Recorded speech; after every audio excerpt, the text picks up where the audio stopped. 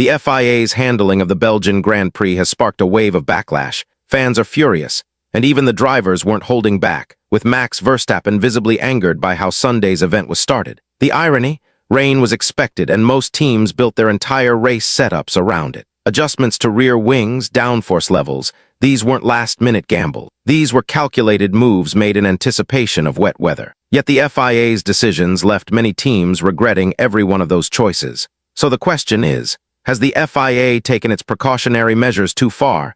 And if so, what can be done about it moving forward? If there's one thing that stood out as the worst part of the Belgian Grand Prix, it wasn't the weather. It was the race director's management of it. When the formation lap took place behind the safety car, the cars were quickly pulled into the pit lane due to heavy rainfall and zero visibility. Fair enough, safety matters. But this wasn't some surprise monsoon. Teams had already planned for this scenario. The expectation was rain, and the setups reflected that. So when the FIA decided to wait until the weather completely cleared before starting the race, it felt like a massive missed opportunity to give fans and drivers the competition they came for. During the nearly 90-minute delay, there was a significant window when racing could have resumed safely. With the help of the safety car and the natural water-clearing capabilities of an F1 grid, the track could have been prepped, not perfectly dry, but definitely raceable. Instead, we watched teams sit helplessly while their rain-focused strategies were rendered useless by race control's hyper-cautious stance. It's one thing to joke about how rarely wet tires are used in F1,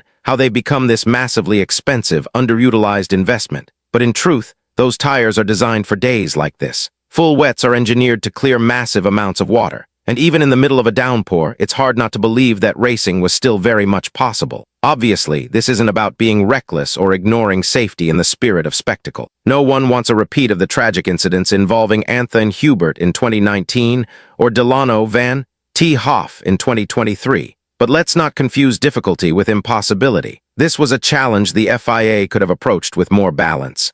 Visibility, not grip, was the core issue. And that's exactly why putting cars out behind the safety car, even just for a few laps, could have made a difference.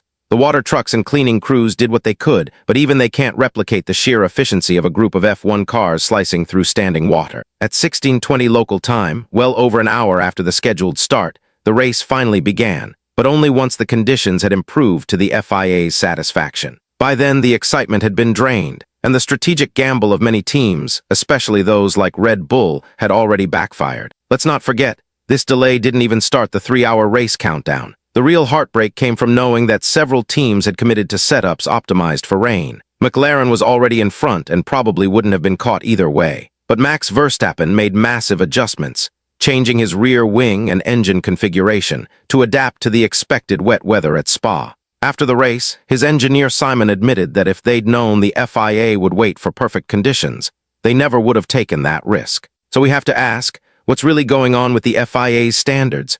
Where is the threshold? Because we're talking about the elite level of motorsport here. These cars aren't just powerful, they're capable of clearing enough water to make tracks drivable in a matter of laps. And let's not pretend we haven't seen thrilling races in far worse conditions.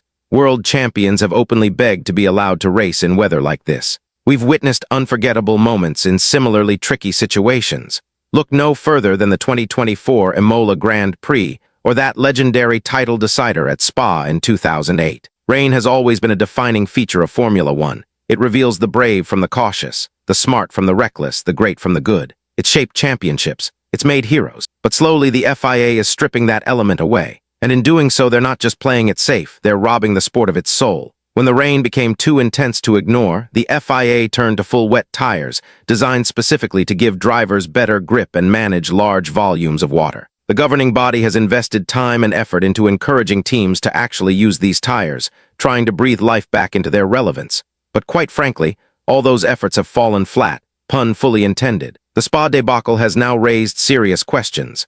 How do teams prepare for a weekend with such wildly changing weather conditions?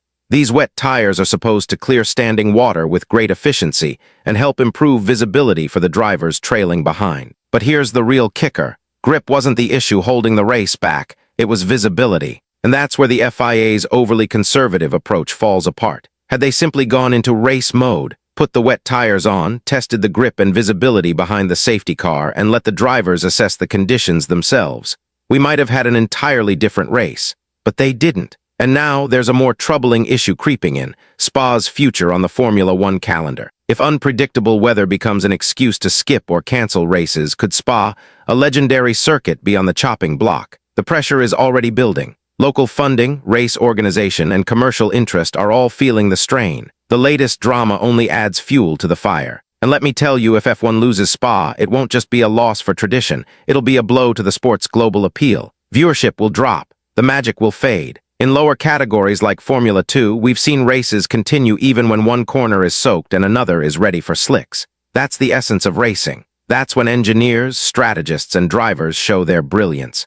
You don't have to go flat out through Eau Rouge in heavy rain, but with wet tires, you can still pull off something incredible. Formula One isn't just about who's the fastest. It's about who can adapt, who can outthink, and who can shine when the track turns against them. And that's exactly what's being lost. When drivers like Max Verstappen, Lewis Hamilton, and Fernando Alonso all criticize the FIA's excessive caution, you have to wonder what direction the sport is heading in. Now, no one's claiming these legends will retire over a rainy Grand Prix, but the truth is, actions like this do influence their decisions and how they view the sport's future. The bigger problem: the race directors didn't even bother giving the drivers a chance to provide feedback. There was no testing behind the safety car, no chance to say, yes, this is drivable, or no, it is. That's a communication breakdown of the worst kind. So what's the fix? First and foremost, we need better full wet tires.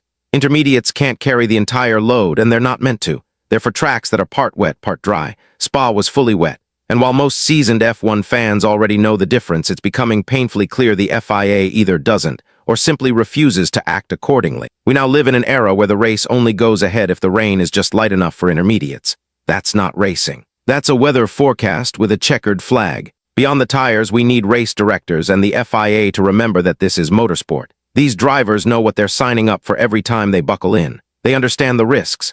No one knows if the next lap is their last, and still they choose to race. So at the very least, let them assess the conditions before shutting everything down. You can't and shouldn't force them to race for the sake of spectacle, but you can trust them to help make the call. That's the least they deserve. Because let's be honest, the amount of rain we saw in Spa could have been managed with better tires, smarter timing, and fewer delays. So now we turn it over to you. What do you think about the decisions made at Spa? Do you think the FIA will take this backlash seriously and make real changes?